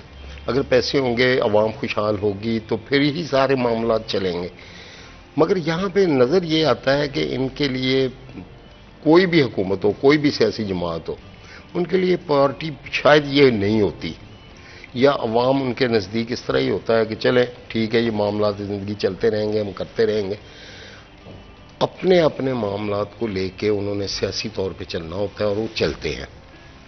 ठीक है, इसमें भी कोई बुराई नहीं है कि उन्होंने सियासत भी करनी होती है. उन्होंने ये मुल्क को चलाने के लिए उनके पास ये सारे सेटअप मौजूद होते हैं, सियासी जमातें बनाई होती हैं. एक स्ट्रगल का दौर होता है, 10-10, 20-20, 50-50 साल उनके गुजरे होते हैं. बिल्कुल ठीक है, इसमें कोई हर्ज नहीं है. और सियासी जमातें जो हैं वो ही मुल्क को चलाती भी हैं, और मुल्क की जमहूरियत जहाँ पे होगी वहाँ पे वो जमहूरियत के असास वही होती हैं, सियासी जमातें होती हैं. इसमें कोई शुबे वाली बात नहीं. और मैं समझता हूँ कि हमारी सियासी जमातें बड़े सूझबूझ वाले लोग हैं सारे के सारे. मगर क्यों नहीं उनको ये बात जो आपने कही है कि उनको अवाम की फलाह बहबूद को और खुशहाली को, ये पहले नंबर पे होना चाहिए इस काम को. इसके लिए उन्होंने कभी जो हमारे स्टेक होल्डर हैं इस मामले में उनके साथ राब्ता नहीं रखा. ये सबसे बड़ा जो है ना गैप जो है ना, राब्ते का फुकदान जो है, ये इसमें सबसे बड़ा काउंट करता है. मिसाल के तौर पे हमारी कोई भी हुकूमत हो, उनके जो मिनिस्टर होते हैं ना, उन्होंने कभी अपनी मिनिस्ट्री के मुताबिक जो लोग उनके साथ लाइजोन में रहने चाहिए, उन्होंने कभी राब्ते इतने मजबूत नहीं रखे. हाँ, रखने चाहिए. बिल्कुल. और अगर आपकी इजाज़त तो हमारे साथ कॉलर मौजूद हैं, चिन्यूट से बात करते हैं. अस्सलाम वालेकुम जी. जी वालेकुम अस्सलाम. जी, कौन बात कर रहे हैं? जी तारिक महमूद नाज चिन्यूट से बोल रहा हूँ. जी, कुछ पूछेंगे, कुछ शेयर करेंगे? जी, मैंने ये बात करनी थी कि आज जैसे वो सब्जी मंडी और फ्रूट मंडी जाना हुआ मेरा, तो वो यही था कि मैंने देखा कि एक जो दुकानदार है उसका दूसरे दुकानदार से रेट नहीं मिल पा रहा. प्याज के रेट एक ही लेंथ पे जो 18-19 वो बैठे हुए दुकानदार, किसी एक का दूसरे के साथ रेट नहीं है. और सब्जियों की ये कंडीशन है कि 8-8 दिन 4-4 दिन पुरानी और बासी सब्जियां रखी हुई हैं, कोई पूछने वाला नहीं है. और अगर हम उस पर बात करते हैं तो वो इंतहाई बदतमीजी से पेश आते हैं वहां पे जो दुकानदार हैं. और ये जो हालात बने हुए हैं कि आज से नहीं, इसको 1 से 2 माह हो चुके हैं. और यहाँ पर एक गरीब आदमी का पेट भर के खाना तो दूर की बात, एक वक्त का जो वो खाना नहीं खा सकता.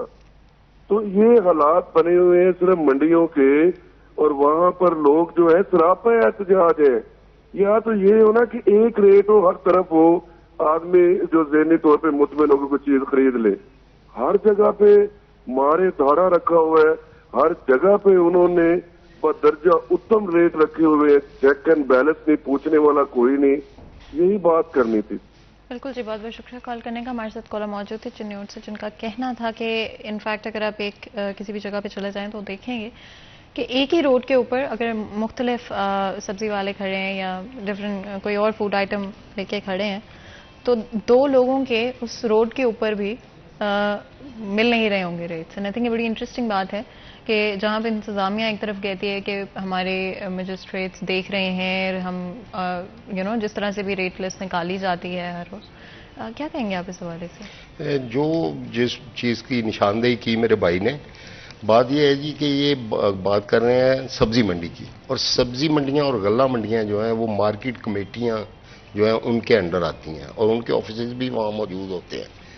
یہ بات ان کی نشاندہی بالکل درست ہے کہ ان کو چیک اینڈ بیلنس کرنا چاہیے. یہ کس مرض کی دعا ہے؟ ہماری مارکیٹ کمیٹیاں اور کوئی کام نہیں کرتی. میں پوری طرح آپ کو وثوق سے کہتا ہوں، یہ جو غلہ منڈیاں اور سبزی منڈیاں بنی تھیں، یہ پہلے جب بنی تھیں، ان دنوں میں میرے یادداشت کے مطابق گزشتہ 10 سال میں کوئی نئی سبزی منڈی، کوئی نئی غلہ منڈی پورے پنجاب میں نے نہیں سنا کہ کوئی بنی ہو. ہاں اگر 10 سال پہلے بنی تھی تو وہ ان کا کام ہے، اور نئی منڈیاں بنانا بھی ان کا کام ہے. اگر وہ کام نہیں ہو رہا تو چیک اینڈ بیلنس تو ان کا کام ہے نا. ان کے انڈر آتی ہیں، وہاں سے یہ مارکیٹ فیس وصول کرتے ہیں، اور ان کی ریٹ لسٹ یہ مارکیٹ کمیٹیاں جو ہیں یہ جاری کرتی ہیں. تو اگر ایسا وہاں ہو رہا ہے تو یہ افسوسناک ہے، اور جو مارکیٹ کمیٹی کے ذمہ داران ہیں ان کو اس کا نوٹس لینا چاہیے، اور واقعی ایک عام آدمی کے لیے اس کو آسانی پیدا کرنی چاہیے. اور ایک بات جو بڑی اور انہوں نے میرے بھائی نے کہی کہ وہاں پہ باسی سبزیاں پڑی ہوئی ہیں. یہ انتہائی خطرناک چیز ہے. وہاں کیوں باسی سبزیاں؟ بھائی روزانہ کی بنیاد پر اگر سبزی منڈی میں سبزی آ رہی ہے تو وہ باسی سبزی ادھر نہیں بکنی چاہیے. یہ بالکل ان کی نشاندہی درست ہے، اور میں گزارش کروں گا اپنے مارکیٹ کمیٹی کے ذمہ داران سے کہ ان کو یہ ضرور دیکھنا چاہیے اور چیک اینڈ بیلنس رکھنا چاہیے. اور یہ جو تکلیف ہے عام آدمی کی ہے، کیونکہ سبزی وغیرہ لینے سبزی منڈی میں وہ بندہ جاتا ہے جو بیچارہ یہ سمجھ کے کہ میں 5-10 کلو گھر کے لیے لے آؤں، کٹھی لے آؤں، ایک 10 دن کا 5 دن کی سبزی لے آؤں، بازار سے مہنگی ملے گی. تو اگر اس کے لیے بھی یہ مسائل ہیں تو پھر یہ نامناسب بات ہے، افسوسناک بات ہے. جہاں پر ایک طرف ہم کہتے ہیں کہ ہم اپنے عوام کے لیے آسانیاں پیدا کرنا چاہتے ہیں، ہم اپنے عوام کے لیے چیزوں کو بہتر کرنا چاہتے ہیں، آئی تھنک وہ ٹرانسلیٹ نہیں کر پاتا کئی دفعہ ان موسٹ کیسز ہماری گورنمنٹ اور اداروں کی طرف سے. آپ کے خیال میں کیا اس وقت ہماری پرائیورٹیز میں عوام شامل ہے؟ اور یہ مہنگائی، انفلیشن جس طرح سے انکریز ہوئی ہے، کیا ہم اس کو ریورس کر پائیں گے؟ میں نہیں سمجھتا. جب ہماری حکومتیں سٹیبل نہیں ہوں گی،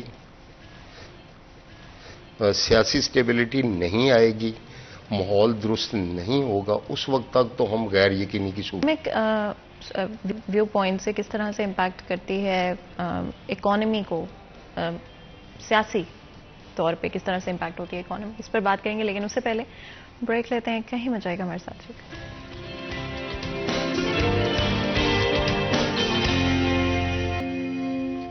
ویلکم بیک. سیریز اینڈ میں ایک دفعہ پھر آپ کو خوش آمدید کہتے ہیں. بریک میں جانے سے پہلے گفتگو جاری تھی، بات کر رہے تھے کہ کس طرح سے political instability and uncertainty economy per impact کرتی ہے ڈائریکٹلی اور انڈائریکٹلی، اینڈ اسپیشلی انفلیشن جو کہ اس وقت I think one of the most important and concerning issues ہمارے ملک میں ہیں. آپ کے خیال میں آنے والے وقت میں کیا ایکسپیکٹیشنز ہونی چاہیے، چاہے وہ ہم ڈالر پرائس سے لے کے اوور آل مہنگائی کو لے کر؟ اس کے لیے دیکھیں گے ان کو ماحول کو ٹھیک کرنا پڑے گا. پہلی بات تو یہ ہے. اور اس کے بعد اگر حکومتیں سیٹل ہو جاتی ہیں اپنے طور پر تو ادارے بھی کام کرنا شروع کر دیں گے. ان کی جو اپنے کام پر توجہ ہو جائے گی تو پھر کاروباری زندگی بھی اور کاروباری مملکت بھی سارے کا سارا کو ٹھیک چلنا شروع ہو جائے گا. اب اس کی ایک میں مثال آپ کو اگر دوں کہ نومبر میں ہمارا شوگر کا کرشنگ سیزن شروع ہو جاتا ہے، اور اکتوبر میں ہمیشہ سے یہ پریکٹس رہی ہے کہ ہماری حکومتیں جو ہیں پنجاب کی ہو اور سندھ کی ہو، جہاں جہاں شوگر ملے ہیں وہ گنے کی امدادی قیمت کا اعلان کر دیتی ہیں 1 مہینہ پہلے کہ یہ ریٹ ہوگا، کسانوں کو اس بھاؤ میں گنے کی قیمت ادا کریں گی شوگر ملیں. آج آپ دیکھ لیں کتنی تاریخ ہو گئی ہے، 14 یا 15 یا 16 ہوگی. آج ملیں چل گئی ہیں. 10 تاریخ کو پہلی مل ایک پنجاب میں چل گئی ہے، سندھ میں 2-3 ملیں چل گئی ہیں، کے پی میں 1 مل چل گئی. ابھی تک گنے کی امدادی قیمت کا اعلان نہیں ہوا. اگر یہ صورتحال ہوگی تو پھر کس طرح وہ جو گروہ ہے، جو کسان ہے جس نے گنا جو ہے اگایا ہوا ہے اور جو بیچارہ انتظار کر رہا تھا کہ ملیں چلے، میں اپنا گنا ادھر ملوں میں بھیجوں، اپنی زمین خالی کروں، اس نے آگے ادھر گندم کی بوائی کرنی ہے یا جو بھی اس نے دوسری فصل بیجنی ہے، اس کے لیے تو پرابلم پیدا ہو گیا. اب یہ نقصان ہوا اس وقت اگر انسٹیبلٹی ہے سیاسی طور پہ تو اس کی وجہ سے کہ اتنی بڑی ایک انڈسٹری, پاکستان کی تیسری بڑی انڈسٹری جو ہے وہ اس وقت جو ہے وہ, اور عام کسان میرا گروہ جو ہے وہ سفر کر رہا ہے. ابھی تک ہم اس کا ریٹ ہی سیٹل نہیں کر سکے. یہ میں نے آپ کو ایک ایگزامپل دی, اور اس کے مطابق ہی ابھی تک ٹیکسٹائل کی کوئی پالیسی نہیں بنی.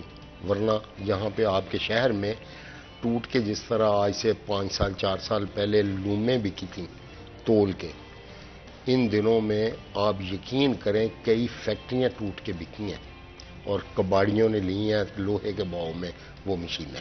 اور یہ بڑا انتہائی افسوسناک جو ہے نا یہ بات ہے. یہ دوسری مثال میں آپ کو دے رہا ہوں, اور یہ صرف اور صرف غیر سیاسی غیر یقینی صورتحال جو ہے نا یہ اس کا یہ شاخسانہ ہے اور اس کا یہ نتیجہ ہے. اگر ساری توجہ ہماری اپنی حکومتوں چلانے پر اور کاروبار کو فیسیلیٹیٹ کرنے پر, اپنے عوام کو فیسیلیٹیٹ کرنے پر ہو تو اس کے نتائج مختلف ہو سکتے ہیں. میرا ملک بڑا زرخیز ہے آج بھی. ہم نے آج تک اس کی طرف توجہ نہیں کی سوائے اس کے کہ ہم نے اس کو کیسے اتارنا ہے, اس نے مجھے کیسے اتارنا ہے. سیاسی عدم استحکام کے بنور میں آج پھنسے ہوئے ہمیں مدت گزر گئی ہے, ہم اس سے نکل ہی نہیں رہے. بھائی اس سے نکلیں, ہم ملک کا کچھ سوچیں. ہم 29 من سے زیادہ گندم پیدا نہیں کر رہے فی ایکڑ, 65 من لے رہا ہے ہمارا ہمسایہ ملک. اس طرح کے معاملات ہیں کہ ہم نہ کوئی ریسرچ کا کام کر رہے ہیں, نہ اپنی انڈسٹری کی طرف توجہ کر رہے ہیں, نہ عام آدمی کی غربت کم کرنے کی طرف توجہ کر رہے ہیں. یہی چیز ہے کہ جو امپورٹنٹ ایشوز ہیں وہ تو حل ہو نہیں رہے. ہمارے ساتھ ایک کالر موجود ہے, بات کرتے ہیں. السلام علیکم جی. السلام علیکم. السلام علیکم جی, کون بات کر رہے ہیں, کہاں سے بات کر رہے ہیں؟ سر میں تانیہ والا سے بات کر رہا ہوں, ظفر اقبال. جی بتائیں. سر بات یہ ہے کہ سر جو نا ابھی یہی ہمارا ریٹ ہے جو کرانے والی دکانیں ہیں یا یہ جو ہے نا سبز منڈی والی دکانیں سر ان میں سر کوئی اے سی کو چیک کرنا چاہیے. سر ریٹ اگر اے سی صاحب کے پاس پوائنٹ لے کے جاتے ہیں کہ سر وہ اے سی ہمارے گلے پڑ جاتا ہے. تو یہ تو سر اس کو چیک کرنے کے لیے باتیں والی رہن لگی ہوتی ہے, اس کے اندر بھی سر وہ جو واقف کار ہے وہ آتا جلدی لے کے جاتے, باقی لائن لمبی لگی ہے. تو سر یہ ریکویسٹ ہے کہ اے سی صاحب کو نا اس کے تھوڑی چیزیں چیک کرنا چاہیے اور اس کے مطابق اس کو کام کرنا چاہیے. ابھی جو ہے دوسرے ہے نا اپنا کمیٹی والے وہ بھی کوئی آتا نہیں ہے, کوئی لسٹ لگی ہوئی ہے اس کے مطابق کوئی چیز نہیں دے رہا. سر یہ اس کا ریکویسٹ ہے ہماری, ان کو تھوڑا سا اے سی کو یہ کنٹرول کرنا چاہیے. بالکل جی, بہت بہت شکریہ کال کرنے کا. ہمارے ساتھ کالر موجود تھے جو کہ بات کر رہے تھے یوٹیلیٹی سٹورز اور کریانہ سٹور کے حوالے سے. ان کا یہ بھی کہنا تھا کہ لائنز کافی لمبی لگی ہوتی ہیں, ریٹس کے حوالے سے بھی وہ کہنا چاہے تھے. کیا کہیں گے آپ؟ یوٹیلیٹی سٹور کا تو خیر بابا آدم ہی نرالا ہے نا جی, وہ تو صورتحال ہی مختلف ہے. وہ ایسا سرکاری ادارہ ہے جہاں پہ کسی بندے کو اربوں روپے کی جو ہے نا گورنمنٹ ریلیف دیتی ہے, عام آدمی کے لیے ریبیٹ دیتی ہے اس کو, اور وہ اربوں روپے کی ریبیٹ کہاں جاتی ہے مجھے نہیں سمجھ آئی آج تک. کسی بندے کو وہاں سے کوئی چیز, یہ ان کی اکیلے میرے بھائی کی شکایت نہیں ہے, آپ پورے پاکستان میں دیکھ لیں کیونکہ وہ فیڈرل ادارہ ہے اور پورے پاکستان میں یوٹیلیٹی سٹور موجود ہیں. کسی جگہ پہ اگر کوئی یوٹیلیٹی سٹور آپ کو ہر چیز وہاں پہ ملتی ہو ریٹ کے اوپر تو آپ مجھے ایک کی کوئی نشاندہی کر دیں, میں ذمہ دار ہوں. کبھی بھی نہیں, کہیں بھی نہیں ہے. یہ پنجاب کی بات نہیں ہے یا میرے فیصل آباد کی بات نہیں ہے, اس کی تو بات ہی چھوڑ دیں. اس کو تو ویسے میرے حساب سے میں اکثر کہتا ہوتا ہوں کہ یوٹیلیٹی سٹور کو بند کر دینا چاہیے. اس کو عام طریقے سے جس بندے کو جو ڈیزرونگ پیپل ہے, جس طرح احساس پروگرام ہے یا جس طرح اور کوئی اس طرح کے معاملات جو ڈیزرو کرتا ہے, اس کے لیے ویسے کوئی اس طرح کے کارڈ بنا دیں کہ وہ جا کے خود لے لے کوئی چیز, یا اس کو کوئی ریلیف مل جائے کسی بھی کریانہ سٹور سے. یوٹیلیٹی سٹور کا کسی کو کوئی فائدہ نہیں ہے, اور ہمارا عوام کا پیسہ جو ہے نا, ٹیکسوں کا پیسہ, وہ ضائع ہو رہا ہے. ہاں دوسری بات, کریانہ سٹور پہ اگر ریٹ کے مطابق چیز نہیں بک رہی تو وہ متعلقہ اسی صاحبان جو ہے انہوں نے اور پرائس مجسٹریٹ ہر ضلع میں مقرر ہے, اور وہ اپنا کام بھی کرتے ہیں, یہ نہیں ہے کہ وہ نہیں کرتے ہیں. مگر بہرحال 85 लाख کا ہمارا ضلع ہے، اور ان کی ہمارے جو مجسٹریٹ صاحبان ہیں ان کی تعداد جو ہے وہ سینکڑوں میں ہوگی، بہت زیادہ تو نہیں ہو سکتی. ہر بندے کو تو وہ چیک نہیں کر سکتے. ہاں وہ ضرور جاتے ہیں مارکیٹوں میں، چیک بھی کرتے ہیں، جرمانے بھی کرتے ہیں. یہ ہمارے دکانداروں کا بھی فرض ہے. یہاں پہ میں اپنے تاجروں کو بھی گزارش کروں گا کہ وہ بھی جہاں ہم اپنا رونا روتے ہیں وہاں عام آدمی کا بھی ہمیں خیال رکھنا چاہیے، اور عام آدمی کا اگر ہم خیال نہیں رکھیں گے تو ہم کل اللہ کے حضور بھی جو ہے نا وہ جواب دہ ہوں گے. بالکل. ہمارے ساتھ ایک اور کالر موجود ہیں، بات کرتے ہیں. السلام علیکم جی. السلام علیکم. ہیلو، السلام علیکم. جی کون بات کر رہے ہیں، کہاں سے بات کر رہے ہیں؟ جی میم، میں ادھر ہاسنا سے بات کر رہا ہوں، موٹر مارکیٹ سے. جی بتائیں، کیا کہنا چاہیں گے یا کچھ پوچھنا چاہیں گے؟ جی میم، یہ سر سے میں نے پوچھنا ہے کہ اگر جیسے چینی کے بارے میں رومر چل رہی ہیں کہ اس کی ڈیمانڈ زیادہ کریں گے باہر بھیجنے کے لیے، تو یا تو ایکسپورٹ کے لیے، اگر یہ ایکسپورٹ کریں گے تو یہ کہ چینی زیادہ بڑھائیں گے یا مہنگی کریں گے؟ ادھر پاسبلٹی کیا ہے ملک میں؟ بالکل جی، بہت بہت شکریہ کال کرنے کا. ہمارے ساتھ کالر موجود تھے جن کا سوال تھا کہ اگر چینی ایکسپورٹ کی جاتی ہے تو کیا چینی کی پرائسز بڑھائی جائیں گی یا کس طرح سے کیا جائے گا؟ اس وقت جو ہمارے پاس اس وقت موجودہ صورتحال ہے وہ تو یہ ہے کہ تقریباً 1 کروڑ بوری جو ہے وہ ہمارے پاس سرپلس ہے پچھلے سال کی. اوپر سے ملیں چل گئی جیسے میں نے پہلے عرض کی ہے. اس سال بھی ہم 80 لاکھ ٹن کے قریب جو ہے وہ انشاءاللہ پیدا کریں گے. ہماری اپنی ضرورت جو ہے وہ 70 لاکھ ٹن کے قریب ہے. یعنی اس سال بھی ہمیں امید ہے کہ 1 کروڑ بوری جو ہے ہمارے پاس سرپلس ہوگی. 1 کروڑ پچھلی کیری اوور ہو گئی ہے. اس کا مطلب ہے کہ ہمارے پاس چینی ہماری ضرورت سے زیادہ ہے. اگر اس کو ایکسپورٹ کر لیں تو کوئی حرج نہیں ہے، مگر اس کے ساتھ ساتھ یہ ہے کہ اگر گنے کا ریٹ جو ہے گورنمنٹ اناؤنس کرتی ہے پچھلے سال تھا 225 روپے، اور اگر اس سال اس کا ریٹ 250 یا 300 روپے ہو جاتا ہے تو انڈرسٹوڈ ہے کہ جب را مٹیریل مہنگا ہوگا اور اگر گروور کو کچھ تھوڑا سا فائدہ زیادہ پہنچے گا اس کی، کیونکہ کاسٹ بھی بڑھ گئی ہے، کھاد بھی مہنگی ہوئی ہے، پانی بھی مہنگا ہوا ہے، بجلی بھی مہنگی ہوئی ہے، تو اس حساب سے اس کا بھی ریٹ گنے کا بڑھنا چاہیے. اس کا پچھلے سال والا ریٹ نہیں ہونا چاہیے. میں اس حق میں ہوں. اگر وہ بڑھے گا تو پھر انڈرسٹوڈ ہے کہ چینی کا ریٹ بھی کچھ نہ کچھ بڑھے گا. ویسے بھی اگر آپ دیکھیں اوورآل تو تمام چیزوں کی نسبت اس پورے سال میں جو گزرا ہے چینی کا ریٹ جو ہے وہ بہت زیادہ نہیں بڑھا.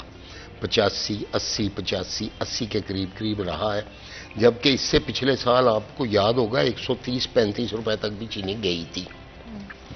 اس مرتبہ چونکہ ہماری سرپلس کراپ تھی اور ہے، میں نہیں سمجھتا کہ اگر ہم ایکسپورٹ بھی کر رہے ہیں جو کہ ہے ہی ہمارے پاس زیادہ تو اس وجہ سے کوئی ریٹ بڑھ جائے گا. بہت زیادہ نہیں بڑھے گا، 2-4-5 روپے کا. تو ویسے ہی کاسٹ کی وجہ سے بھی فرق پڑنا ہی پڑنا ہے، اور پڑنا چاہیے بھی. گروڑ کو پیسے زیادہ ملنے بھی چاہیے جو اس کی کاسٹ زیادہ آئی ہے گنے پر.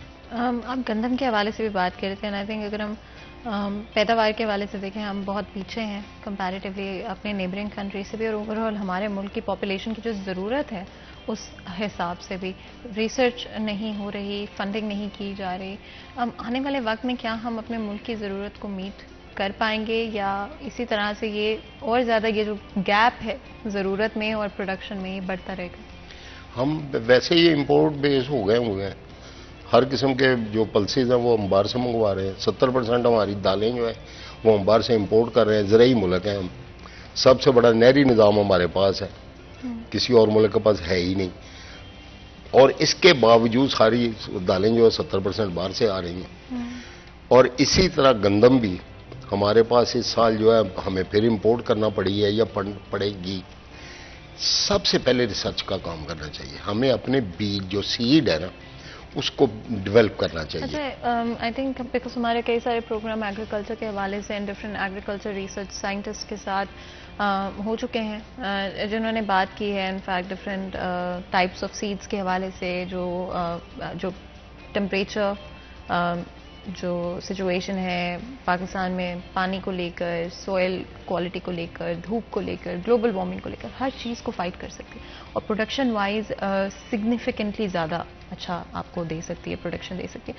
لیکن ریسرچ بھی اگر ہو چکی ہے، موجود بھی ہیں یہ ڈفرینٹ ویرائٹیز، تو پھر ان کو استعمال کیوں نہیں کیا جا رہا؟ یہی میرا کوشچن ہے. اس کا مطلب ہے کہ کوئی ریسرچ نہیں ہو رہی.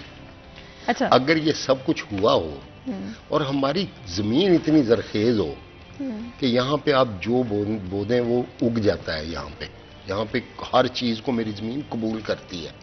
یہاں پہ پچھلے دنوں میں زیتون کا بھی تجربہ ہوا ہے. یہاں پہ اجوا کھجور بھی ایک علاقے میں لگی ہے اور وہ بھی اس کے پودے بھی جو ہے وہ کامیابی سے ہوئے ہیں. تو اس کا مطلب ہے میری زمین میں تو کوئی کمی نہیں ہے. میرا تو علاقہ بڑا زرخیز ہے, میری زمین بڑی زرخیز ہے. ہمارے پاس چاروں موسم ہے. میرے تھال کا ایریا آپ دیکھیں, تھوڑی سی توجہ کرنے کی ضرورت ہے. لاکھوں ایکڑ اراضی جو ہے نا وہ ہم نے ضائع کی ہوئی ہے, پڑی ہے. ہم ادھر سولر سسٹم دیں اپنے کسانوں کو, گروورز کو, لیولنگ کروا کے دیں زمینوں کی, کیونکہ وہ ریت کے پہاڑ ہیں وہاں بنے ہوئے. عام آدمی کے بس کی بات نہیں ہے. حکومت ان کو پروموٹ کرے, ان کو ریلیف دے تو وہ سیدھے اگر, اور ان کو سولر کی سہولت دے, آسان شرائط پہ قرضے دے, اور بیج کو, سیڈ کو, جس طرح آپ نے کہا کہ وہ کہہ رہے ہیں جی بڑی ریسرچ ہوئی ہے, تو پھر کیوں نہیں ہو رہا؟ یہ تو میرے سامنے کو بیٹھے تو میں ان سے پوچھوں بھائی کہ یہ سارا کچھ اگر ہے تو پھر کیوں نہیں ہو رہا؟ کہاں کمی ہے؟ اگر زمین میں کمی ہے تو مجھے بتائیں, میں ان کو بتاؤں کہ زمین میں کوئی کمی نہیں ہے ہمارے پاس. ہمارا نیچے والا پانی جو ہے نا, یہ شہروں کو میں چھوڑ کے کہتا ہوں کہ یہاں پہ چونکہ انڈسٹری لگ گئی, کیمیکل والا پانی جانا شروع ہو گیا, اس وجہ سے وہ پانی زمینی نہیں کی. اگر آپ کی اجازت تو بریک کا وقت ہو رہا ہے تو یہاں پر ایک چھوٹا سا بریک لیں گے, کہیں مت جائے گا ہمارے ساتھ.